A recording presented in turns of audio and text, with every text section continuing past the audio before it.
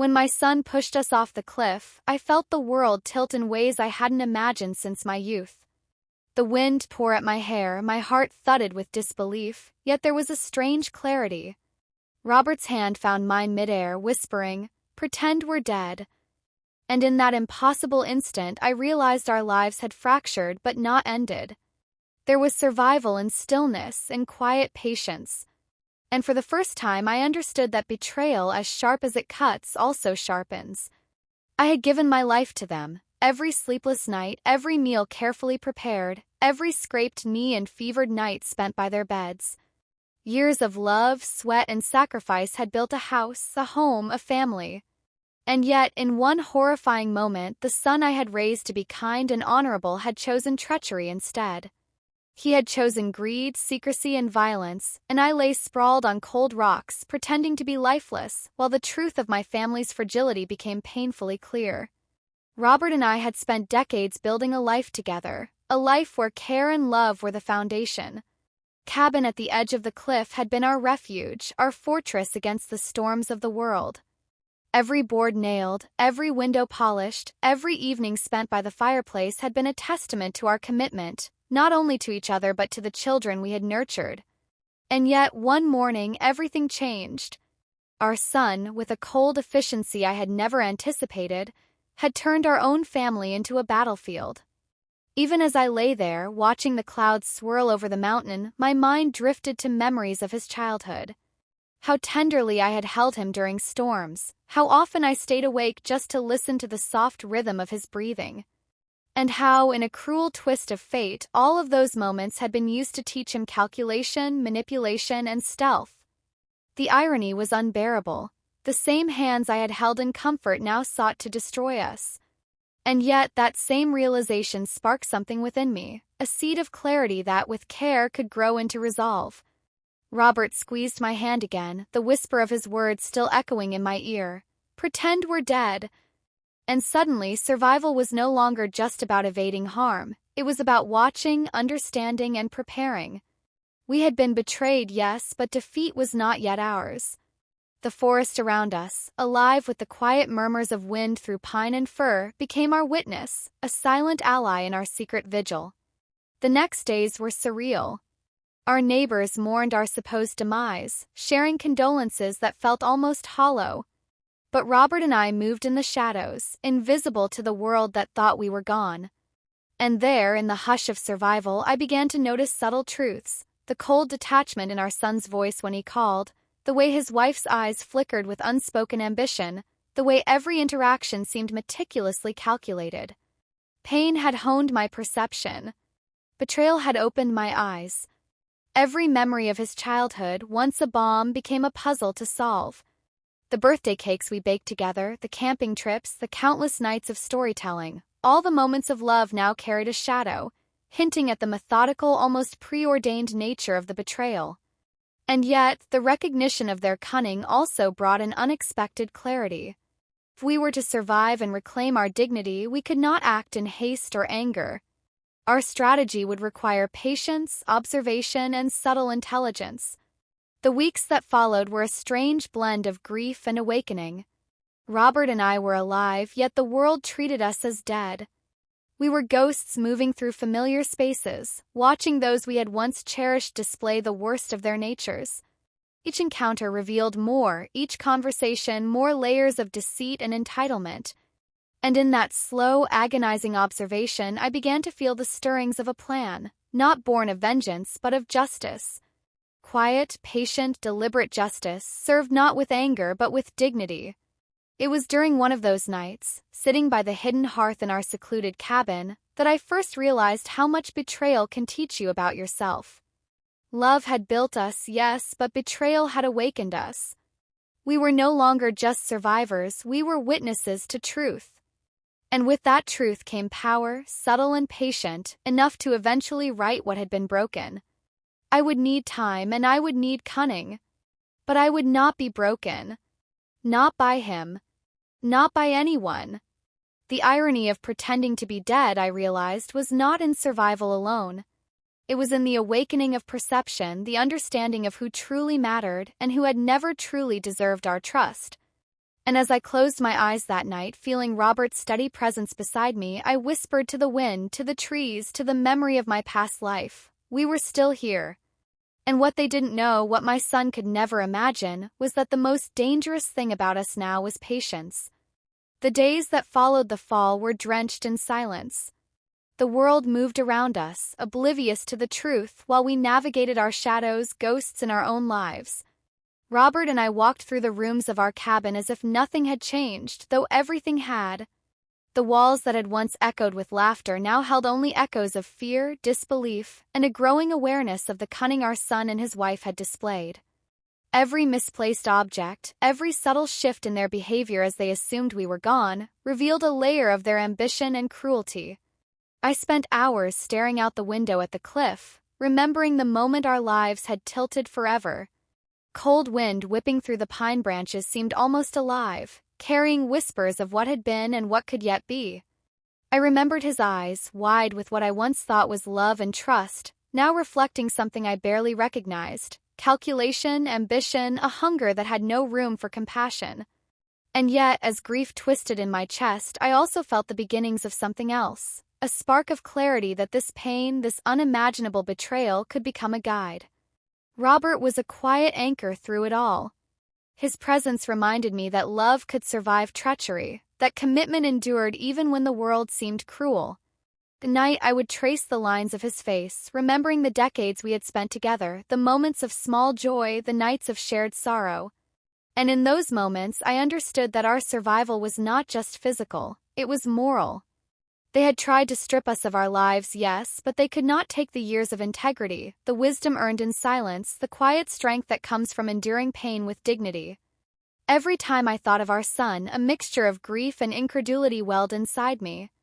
How could the boy who once hid under my bed during storms, trembling with fear, now possess the audacity to push us into danger? How could the child I nurtured so tenderly become the architect of our destruction? And yet, reflection brought understanding. Cruelty often grows quietly, unnoticed, in the shadow of indulgence and unchallenged entitlement.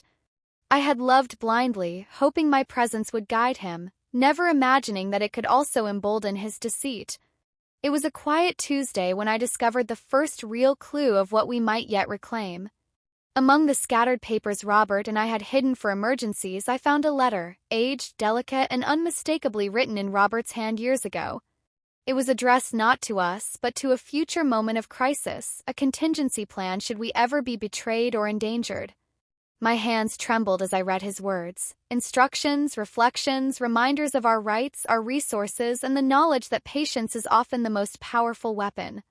That letter became a turning point. It whispered of possibility, of hidden strength, of the subtle ways justice can be served without violence.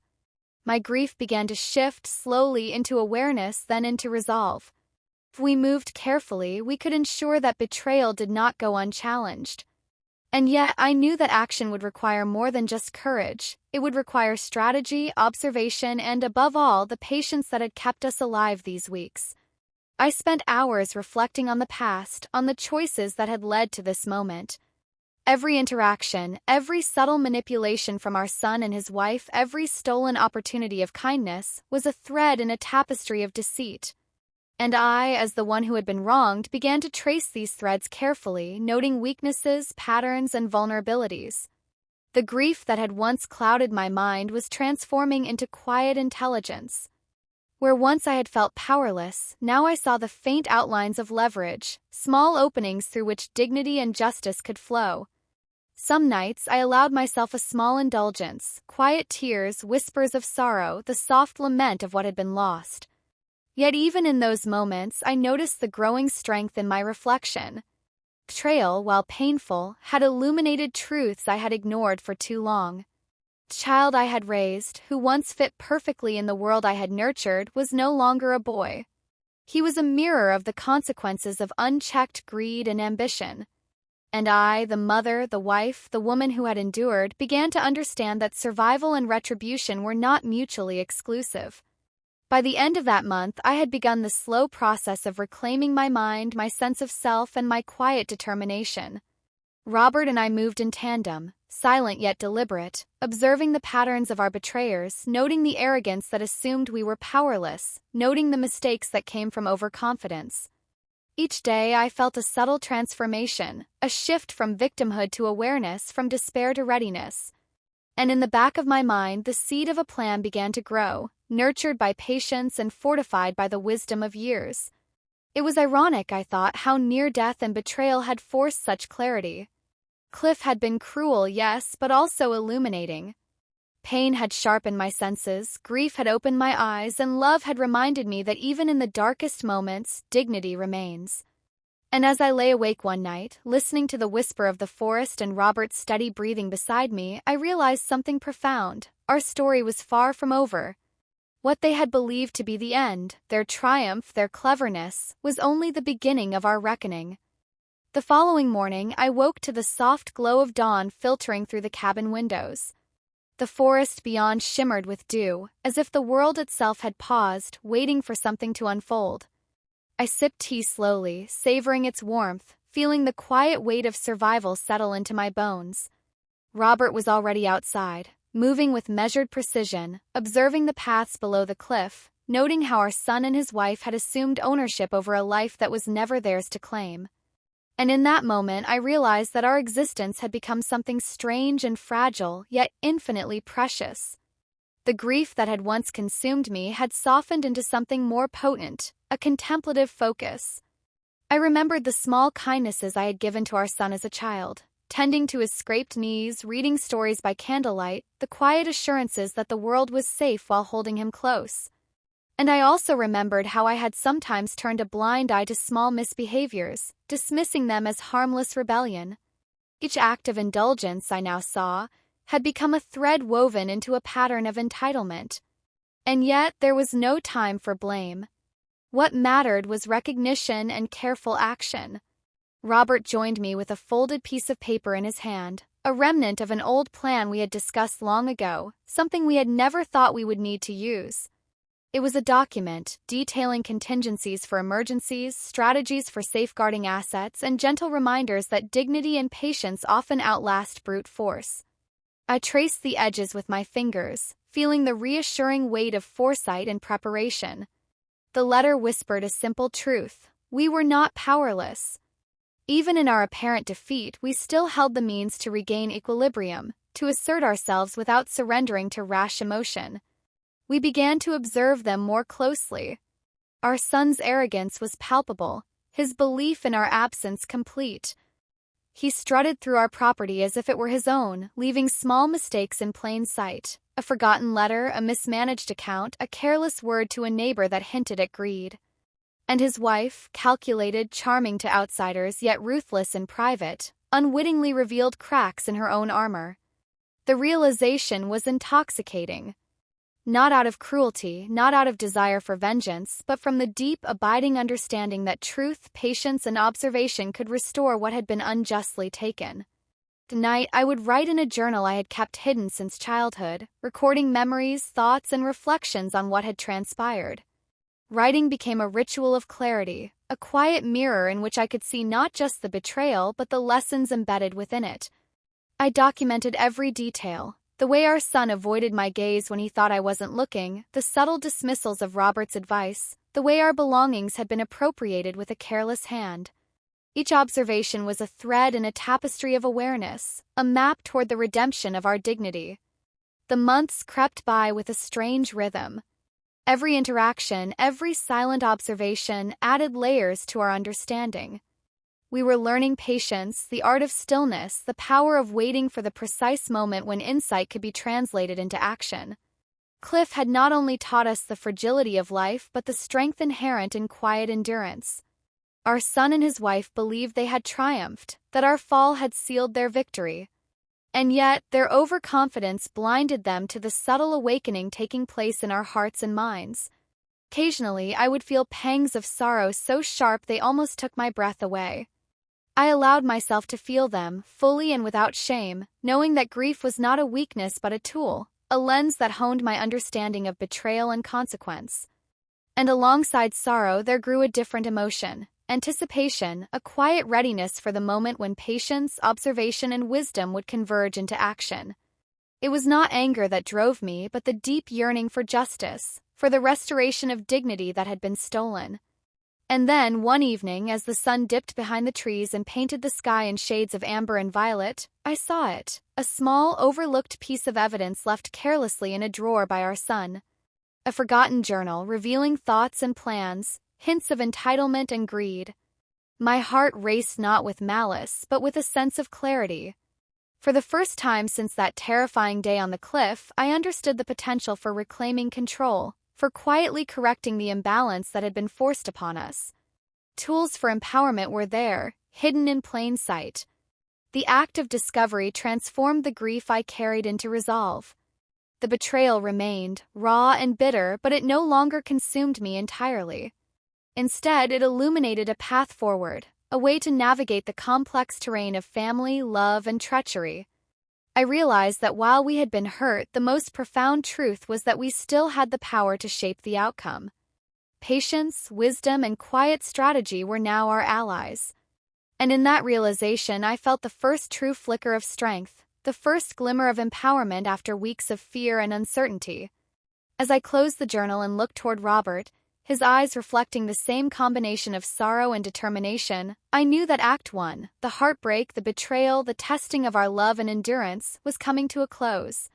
Cliff had been a crucible, forging not just pain but insight, not just grief but readiness. And while we were still hidden from the world, still pretending to be victims of circumstance, the awakening had begun. The morning after I found the journal, the forest seemed different. The sunlight streaming through the trees felt sharper, more deliberate, as if the world itself was urging me to notice, to remember, to act. Robert and I moved quietly, carefully, carrying out ordinary tasks as if nothing had changed, while inside, a quiet storm of thoughts and observations raged. Every memory of our son's upbringing, every small kindness, every lesson of patience I had tried to teach him now served as reference points, guiding me through the maze of betrayal and careful strategy. I began to revisit corners of our home I had long ignored. Drawers, cupboards, even the attic, which had been filled with decades of family mementos, became treasure troves of information. Each object, each forgotten note, each photo was a fragment of understanding, a way to map the patterns of entitlement and arrogance that had grown unchecked in our son. There was a quiet satisfaction in this discovery, not of revenge but of clarity, of recognition that the world still contained tools for those willing to look for them. One evening, as the fire crackled softly in the hearth, I spread out the journal and old letters, letting the lamplight illuminate the delicate script. Robert watched, his hand on mine, a silent reminder of the love and trust that had survived even the harshest betrayal. I traced the words slowly, absorbing every suggestion, every contingency, every reflection Robert had written years ago. His foresight was extraordinary yet gentle. He had never intended it for a moment like this, but it was perfect. My heart ached with gratitude and a renewed sense of purpose. It was during these nights that I began to remember other small acts, overlooked by grief, that now appeared as deliberate markers. Little kindnesses I had extended to friends and neighbors, small transactions handled with discretion, quiet conversations with people who had long admired our family, each was a thread I could weave into a plan. Clarity was intoxicating. For the first time since the cliff, I felt that the imbalance imposed by betrayal could be corrected, not through anger but through intelligence, patience, and subtle orchestration. Robert and I began to practice our movements like a silent dance. Each morning, we would observe the trails down to the town, noting who our son spoke with, how his wife maneuvered through social interactions, the faint arrogance that betrayed overconfidence. They believed in their triumph completely. They assumed our absence made them untouchable. And that assumption was our greatest ally. Gave us the freedom to study them, learn their habits, and craft a strategy invisible to their eyes. I remember one afternoon, as I stood at the edge of our garden brushing leaves from a hidden path, I caught a glimpse of their greed laid bare.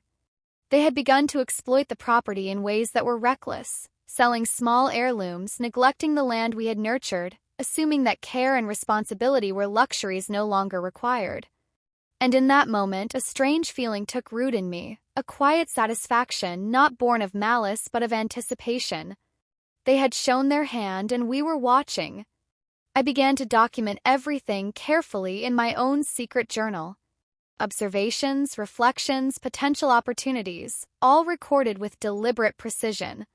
This exercise was not just about tracking their actions, it was about reclaiming my own sense of power, about proving to myself that betrayal did not equate to defeat. Every misstep they made became a small victory for me, every careless glance, every overconfidence, every arrogance a signal that patience and observation could lead to a reckoning that would not require violence, only intelligence. Transformation within me was subtle at first, a faint light at the edge of grief. But gradually the light grew into a steady flame. I no longer saw myself as merely a victim. I was a strategist, an observer, a custodian of truth.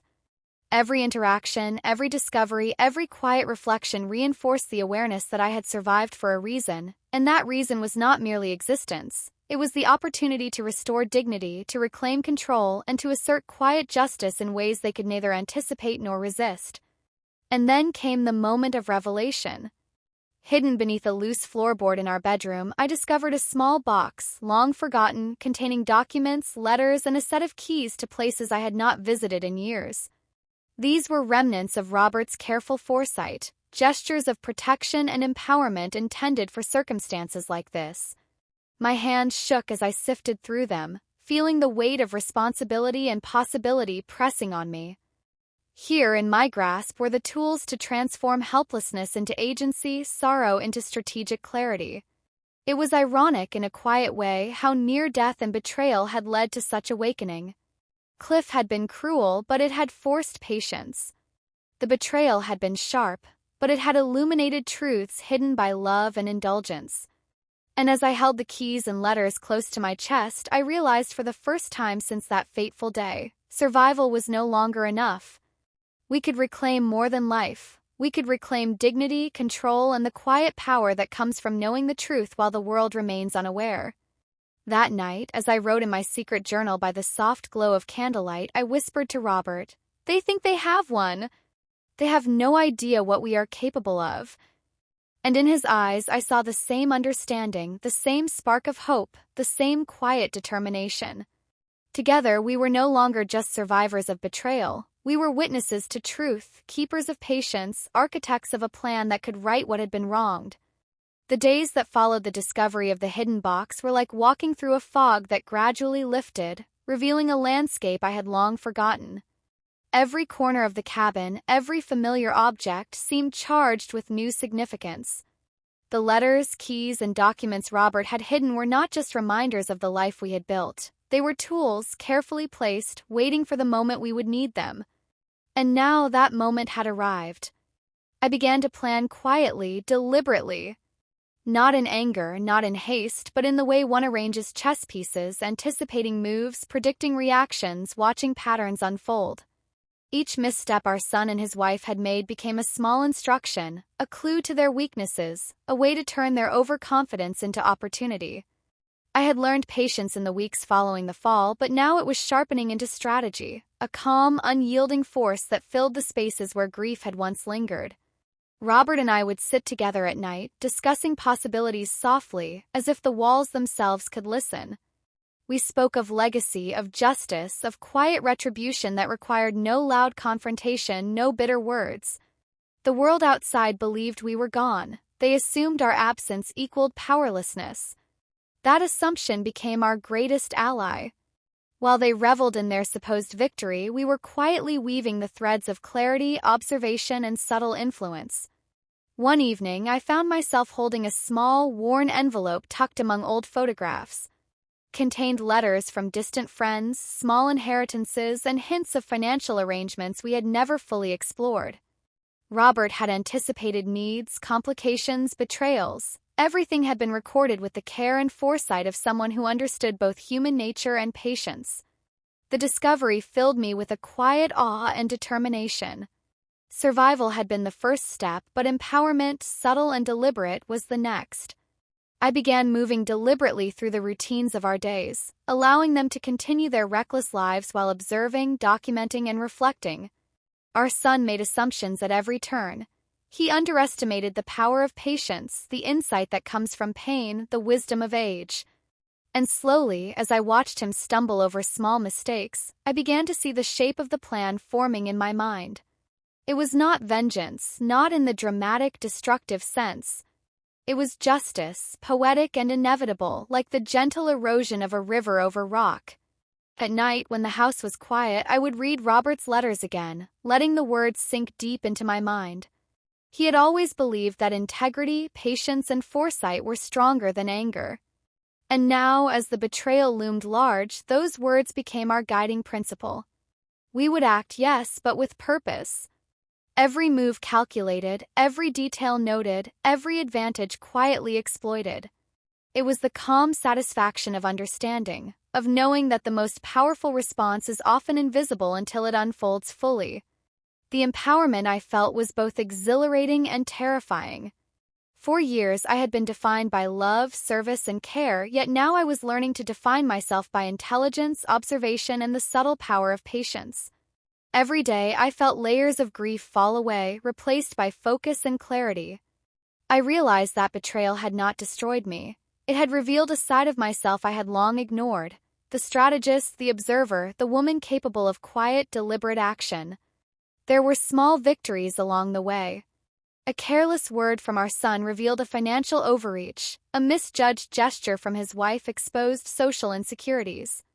Each revelation was a small triumph, a confirmation that patience and awareness could be stronger than brute force, that dignity and strategy could overcome betrayal.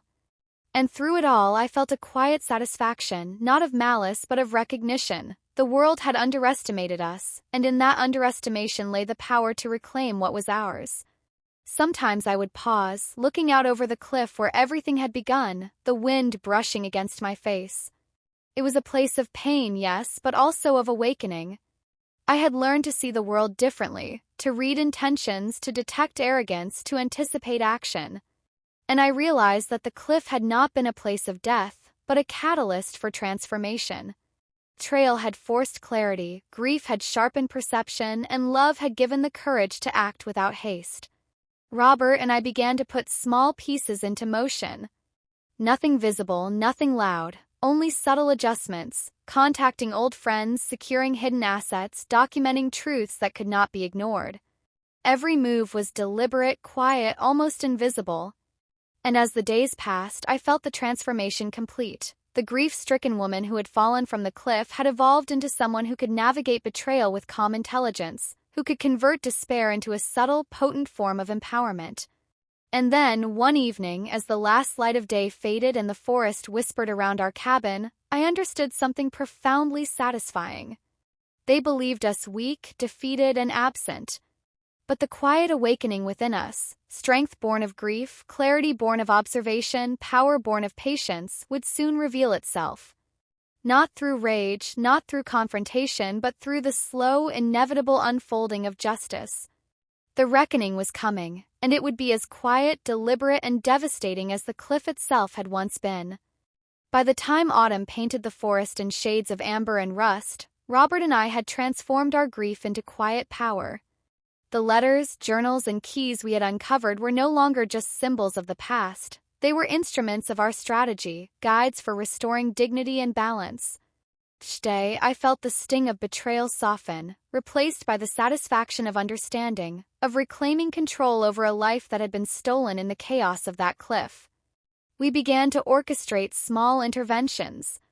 A carefully worded letter left at the lawyer's office, a quietly monitored bank account, subtle inquiries to old friends, all actions invisible to the casual observer but calculated to protect, reveal, and balance.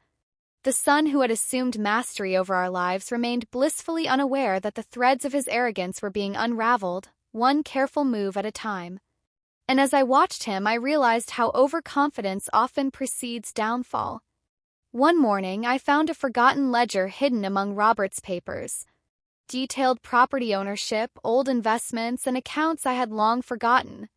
My hands trembled as I traced the entries, discovering a legacy of foresight that Robert had quietly built for moments like this. It was not wealth that thrilled me, it was the realization that integrity and preparation could outlast deceit. And in that moment, I knew our subtle power was ready to be deployed. I began mapping the house and property in my mind, noting exits, hiding places, and overlooked vulnerabilities. Each corner held a story, each object a potential advantage. The betrayal that had once made me feel powerless now seemed almost instructional, teaching lessons in caution, observation, and patience. The child I had raised, now an adult, had acted without foresight. And the irony of that recklessness was almost poetic. It revealed cracks I could exploit, not out of vengeance but for the restoration of balance and dignity. Robert and I spoke often in whispers, discussing contingencies, observing from hidden vantage points, making notes in our private journals. The empowerment I felt was intoxicating, but it was tempered by love and patience. Every move was deliberate, every small action was measured. This was not the thrill of revenge, but the calm satisfaction of knowing that justice, even subtle and unseen, was inevitable. And as I traced our plan, I felt something I had not felt in years. Hope, steady, unwavering, and rooted in wisdom rather than emotion. There were moments of quiet reflection, too, when I would sit by the fireplace, sipping tea, and remember the life we had built before betrayal intruded. The years of cooking, caring, and nurturing had shaped me into someone who could endure, someone who could transform pain into insight. The grief remained, but it was now a lens through which clarity could emerge. And clarity, I realized, was more potent than anger, more enduring than sorrow, more transformative than rage. The next weeks were a delicate dance. I observed our son's interactions with neighbors, his wife's subtle manipulations, the tiny mistakes they made as they assumed mastery over our home. Each misstep was recorded, each flaw catalogued, each arrogance noted. And as we moved through this process, I felt the quiet empowerment solidify into confidence.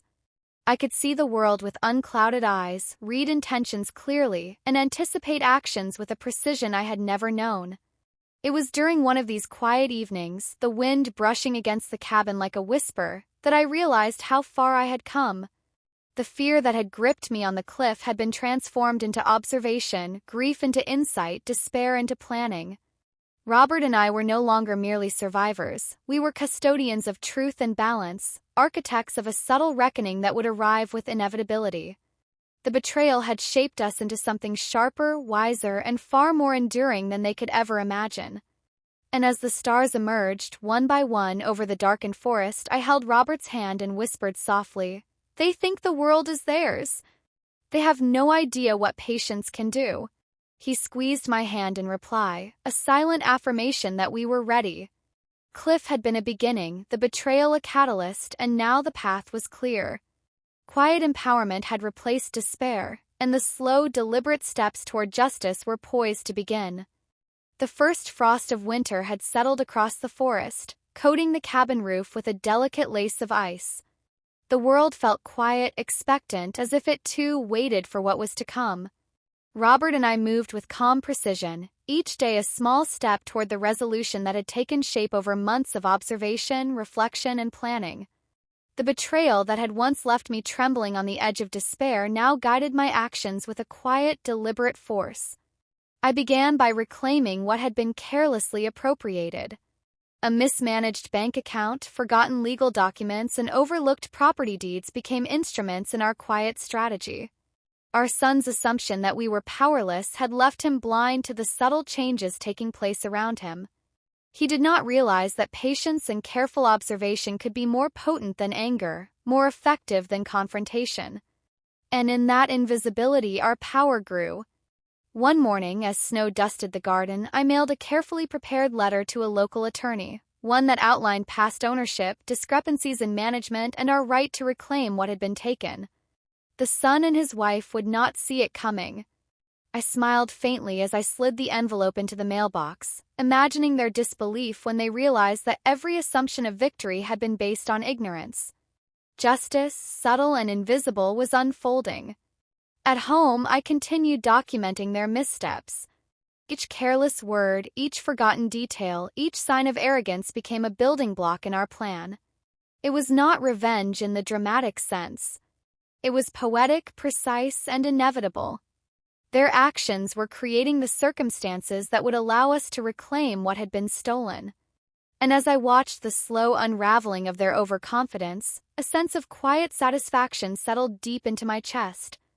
One evening, I invited a trusted neighbor, someone who had always been discreet but observant, to the cabin.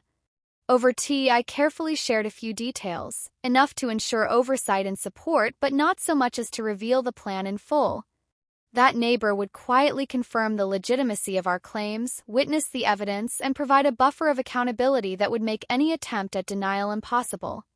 It was subtle, like placing a stone in the stream, knowing the water would inevitably find its path. Robert and I also began restoring the home itself, small gestures that signaled control without confrontation.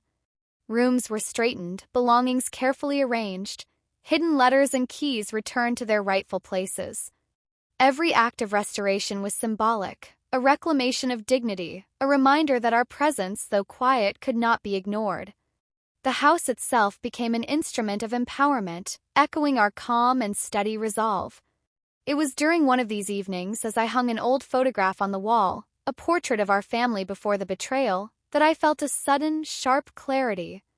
The son and his wife had not simply taken material things. They had attempted to erase our presence, our legacy.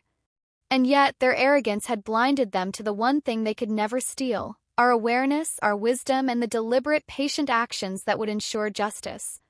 The irony was almost cruelly poetic. They had attempted to bury us, but in doing so, they had set the stage for their own exposure. The first tangible moment of revelation came when the attorney's office confirmed that our claims were valid. Every legal discrepancy, every small oversight, had been documented and preserved. Our son and his wife would soon be faced with the truth of their actions, and there would be no room for denial. I felt a deep, quiet satisfaction, not born of malice but of balance restored. The betrayal had been sharp, yes, but the restoration of justice, subtle and inevitable, was far sweeter. And yet, even in the midst of this unfolding, I remained reflective. I knew that victory was not in shouting, in humiliation, or in dramatic confrontation. It was in the calm realization that patience, foresight, and dignity could outlast arrogance, greed, and betrayal. And as I sat by the fire that night, holding Robert's hand, I whispered, "They will see, not because we have shouted, but because truth cannot remain hidden forever." The frost outside thickened, the wind carrying the subtle whispers of winter through the trees. And in that stillness, I felt the first true sense of emotional peace in months. Not because we had yet acted fully, not because all consequences had arrived, but because we were no longer victims. We were quietly, deliberately reclaiming control over a life that had been threatened, and the moral of this slow, careful justice was already taking root in our hearts. The day the first letters arrived at our son's home, I felt no rush, no thrill of vengeance, only a quiet certainty. I knew he would open them with a sense of triumph, expecting them to be meaningless, routine correspondences, unaware that each envelope contained evidence he could neither refute nor ignore.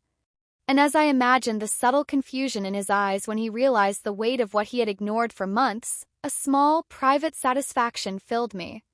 Justice, calm and inevitable, was unfolding in its own time. Robert and I continued our quiet vigilance, watching from a distance, noting every reaction. The arrogance that had once been so carefully maintained began to unravel, thread by thread.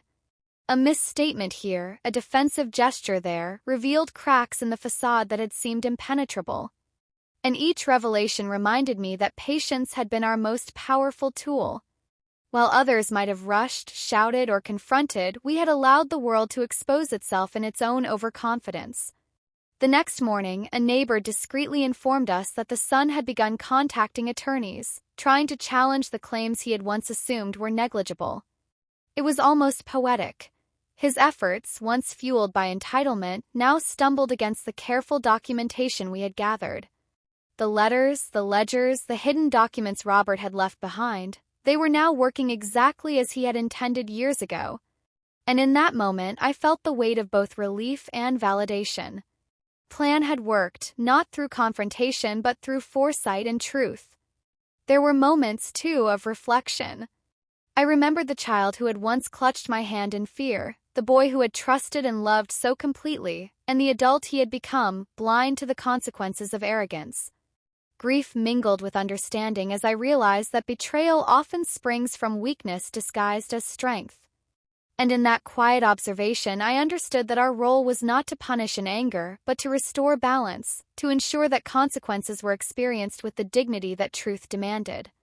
One afternoon, as Robert and I sorted through old correspondence, we found a series of letters our son had carelessly discarded, messages that revealed his attempts to manipulate, to hide, to assert control. I read them slowly, deliberately, savoring the quiet satisfaction of insight. Each word, each phrase, each pattern of arrogance now stood exposed, a testament to the inevitability of accountability. There was no need for shouting, no need for confrontation. Truth, patient and deliberate, had become its own instrument of justice. I began preparing the final steps. Small interactions, carefully placed observations, and subtle reminders of past transgressions were arranged in ways that would force acknowledgement without drama.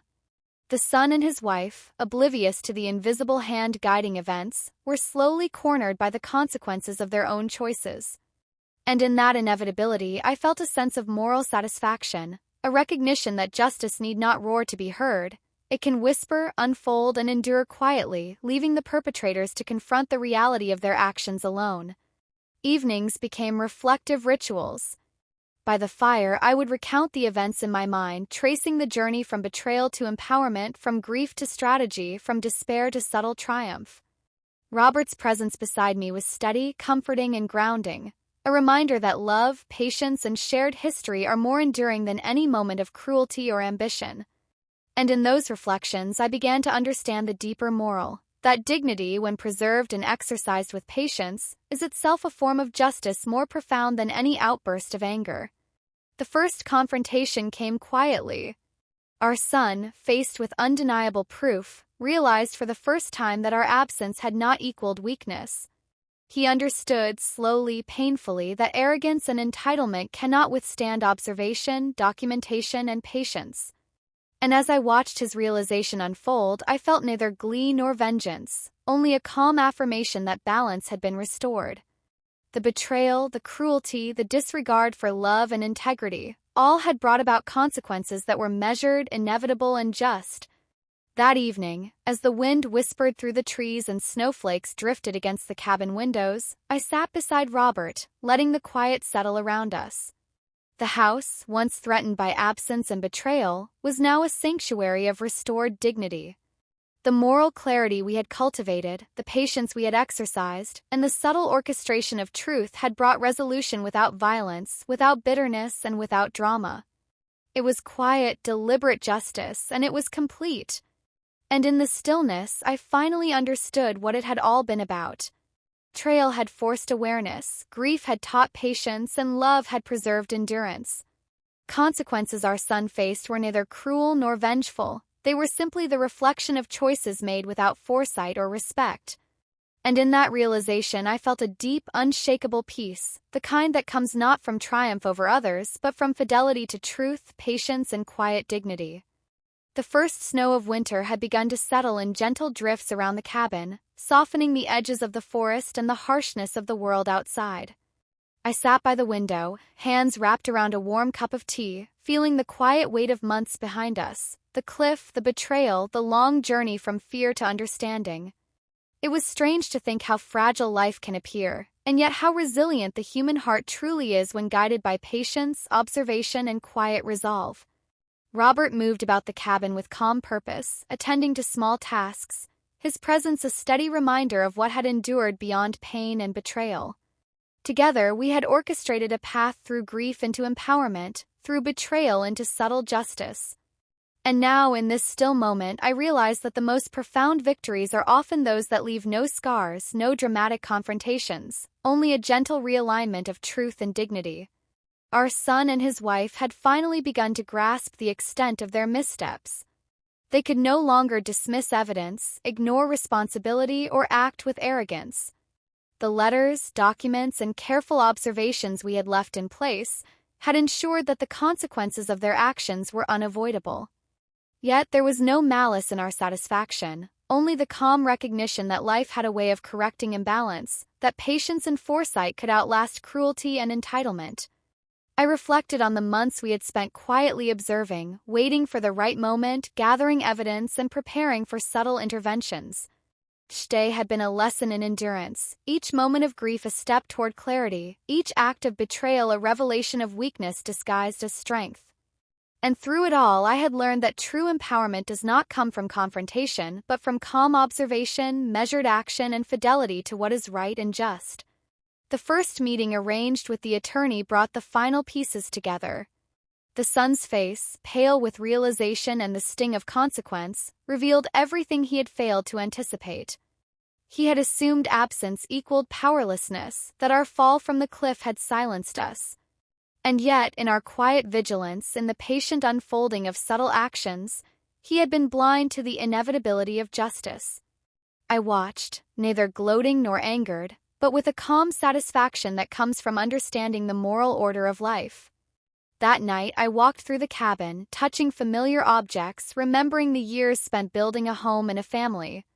Memories of laughter, warmth, and love mingled with the bitter recollections of betrayal. And yet, in this mingling, I found the deepest sense of peace. The house was no longer threatened, no longer overshadowed by the recklessness of entitlement. Balance had been restored quietly, thoughtfully, and fully.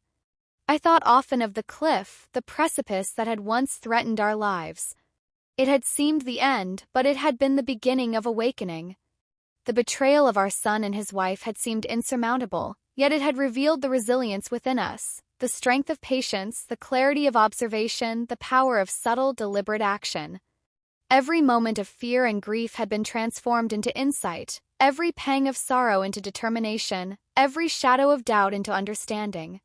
Robert and I spent long evenings recounting memories and sharing reflections, often in silence.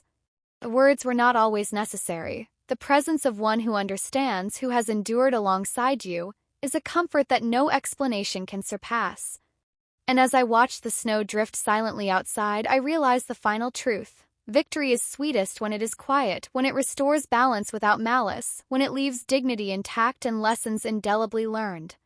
The son and his wife, now faced with the reality of their actions, could not undo what had been revealed. They would carry the awareness of consequence, the sting of arrogance exposed, and perhaps eventually the understanding that patience, foresight, and integrity endure far beyond fleeting cruelty.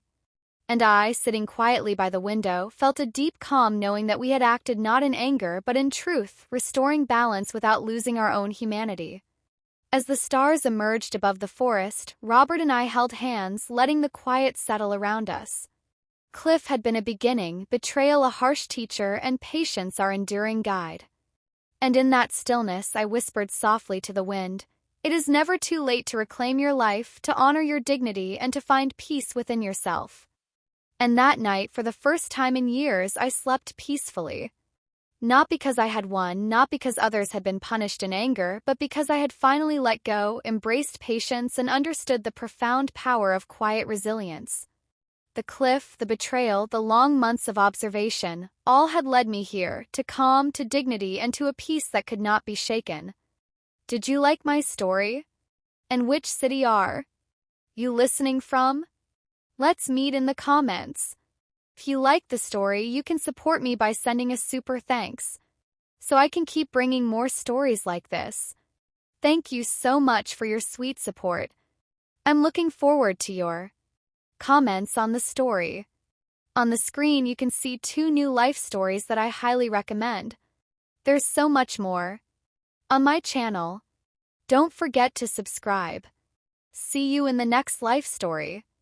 With love and respect.